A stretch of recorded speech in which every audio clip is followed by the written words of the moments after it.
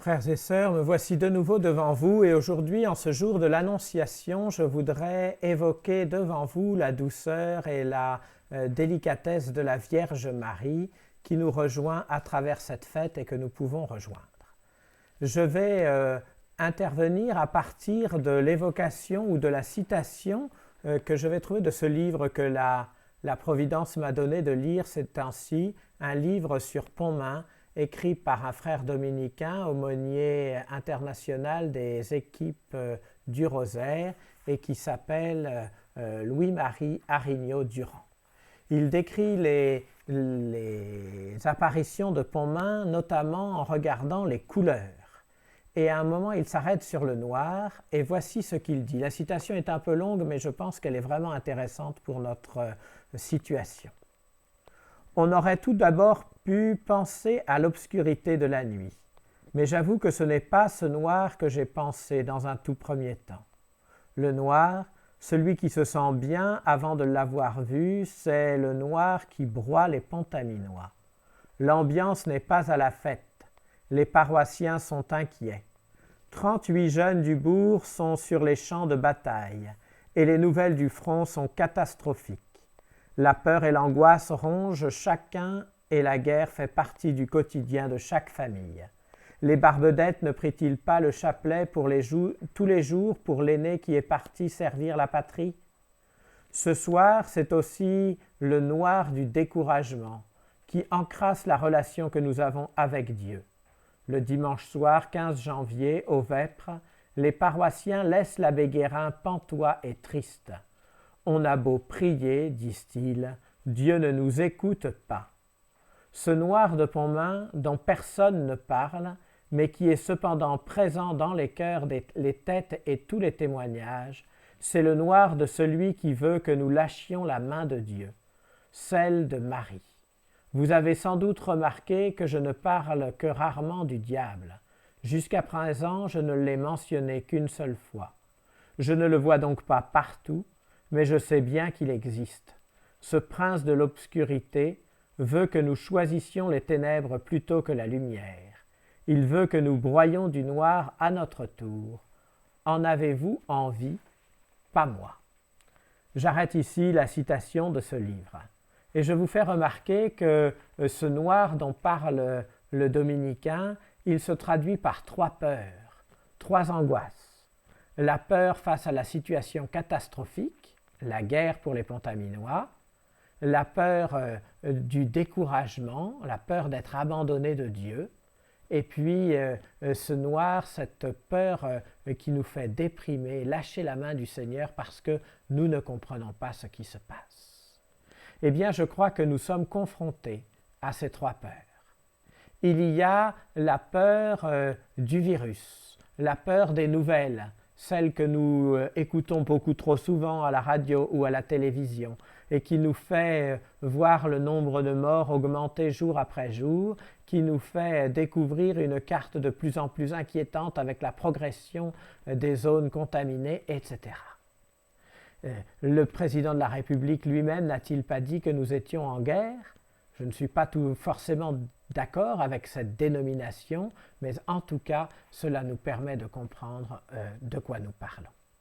Il y a ensuite le découragement. C'est vrai, on ne peut rien faire. Et puis, nous avons beau prier, il ne se passe rien. Et puis, nous avons beau faire attention, être attentifs, nous voyons d'autres personnes touchées, etc. Enfin, il y a cette peur parce que nous ne comprenons pas. Nous ne comprenons pas le projet de Dieu, nous ne voyons pas où il est, nous ne comprenons pas comment nous pouvons nous sortir de tout cela. Vraiment, frères et sœurs, je voudrais répondre à tout cela. La première des peurs, c'est cette peur face à la situation. C'est vrai que nous connaissons tous des gens qui sont touchés. Et puis, il y a cette peur pour nous-mêmes, quand nous sentons que nous nous mettons à tousser, quand nous avons un peu de fièvre, quand la respiration devient difficile. Je sais des gens dans la paroisse qui vivent cela, et je voudrais leur dire que je suis de tout cœur avec eux. Il y a la peur des personnes âgées qui savent qu'elles sont plus fragiles et qui se demandent comment elles pourront réagir. La peur de ceux qui se sentent isolés, de ceux qui ne savent pas quoi faire. Il y a une autre peur, peut-être plus fondamentale encore, la peur de ceux qui s'inquiètent pour leurs proches.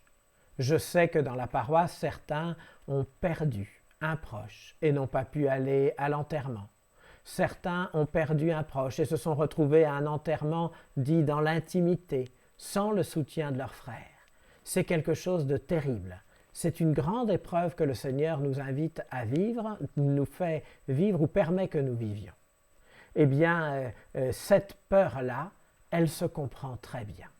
Elle est quelque chose qui, viscéralement, nous pousse à fuir cette situation, à la rejeter, à la refuser, et comme nous ne pouvons rien y faire, eh bien à nous terrer, à nous terroriser, à nous mettre incapables de bouger. Frères et sœurs, dans cette situation-là, je voudrais vous dire deux choses. La première, c'est nous pensons à vous. Nous sommes près de vous par la prière. Quand je dis nous, c'est le Père Ursule et moi, bien sûr, mais c'est aussi, je le sais, les autres prêtres de la paroisse, les diacres, les religieuses, tous ceux qui sont des priants, laïcs, consacrés ou prêtres dans cette paroisse. Nous sommes avec vous par la prière, par la compassion, par l'amitié. Et puis la deuxième des choses que je voudrais vous dire, c'est la phrase prophétique du saint pape Jean-Paul II, la première des phrases qu'il a prononcées comme pape. « N'ayez pas peur, ouvrez tout grandes les portes de votre cœur au Christ. » Non, nous ne devons pas avoir peur, nous devons être prudents, nous devons être vigilants. Et puis nous devons aussi prier, intercéder, être proches de tous ceux que nous connaissons qui sont fragiles ou qui sont touchés. Mais nous ne devons pas avoir peur, parce que notre vie, parce que notre avenir, parce que notre éternité est dans la main du Seigneur. C'est la première des peurs. La deuxième des peurs, c'est le découragement. C'est une peur parce que c'est finalement un manque de confiance dans l'avenir, une peur de ce qui va venir. Les paroissiens de Pontmain, ce que l'auteur appelle les Pontaminois, ont dit au curé « À quoi bon prier encore ? Le Seigneur ne nous écoute pas. » Et bien souvent, nous sommes un peu dans ce découragement-là. Et bien souvent, nous risquons d'être touchés parce que précisément, nous sommes trop isolés, que nous ne savons pas quoi faire, que nous n'avons pas assez de gens autour de nous. Parce que précisément, nous n'avons pas pu participer à tel ou tel événement. Eh bien, l'Église réagit, l'Église revient vers vous et elle commence à vous proposer de plus en plus de choses. Je ne parle pas seulement de cette petite vidéo, même si j'espère qu'elle vous aide, mais je parle de l'invitation à la prière unanime que le pape a lancée pour ce mercredi à midi à Notre Père. Ce n'est pas grand-chose, mais dit par plus de 2 milliards de chrétiens croyants, ça devient quelque chose d'immense. Et puis cette invitation à la prière pour vendredi soir qui sera retransmise par les grands médias. Et puis il y a aussi l'appel de nos évêques pour ce soir à 19h30. Vous entendrez les cloches vous rappeler que les chrétiens sont dans une prière unanime, unis, eux aussi, pour supplier le Seigneur. Et puis, il y a le nombre d'initiatives sur Internet ou en proximité, voisinage, etc., qui montrent que l'individualisme ne triomphera pas. Alors voilà, pas de découragement parce que, après un petit instant de stupeur, la réaction s'organise, la résistance est là, le Seigneur est avec nous. Et puis, la troisième des peurs, qui est la plus pernicieuse, c'est finalement la peur de se tromper. Et si finalement, Dieu n'était pas avec nous?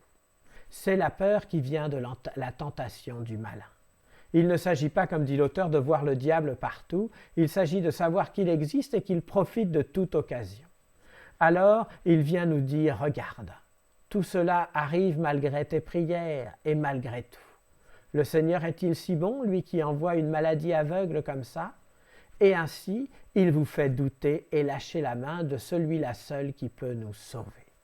Frères et sœurs, cette peur-là, la peur de s'être trompé, qui met en doute notre foi, elle est moins forte peut-être, elle est plus pernicieuse et plus destructrice. Elle ne nous prend pas aux entrailles, elle ne nous gèle pas le cœur, mais elle vient glacer toute notre vie. Ne la laissons pas s'approcher de nous.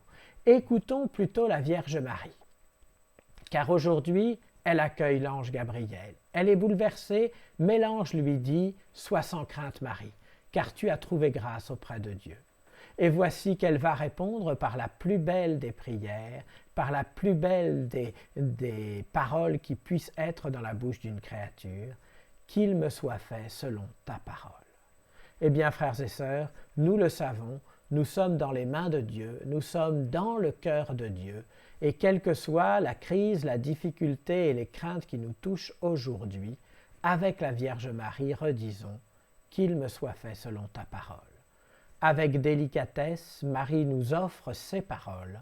Soyons prêts à les dire et à les redire pour que, avec les plus angoissés, avec les plus touchés, victimes ou proches de victimes, nous puissions continuer avec confiance et en retrouvant la joie d'être aimés de Dieu.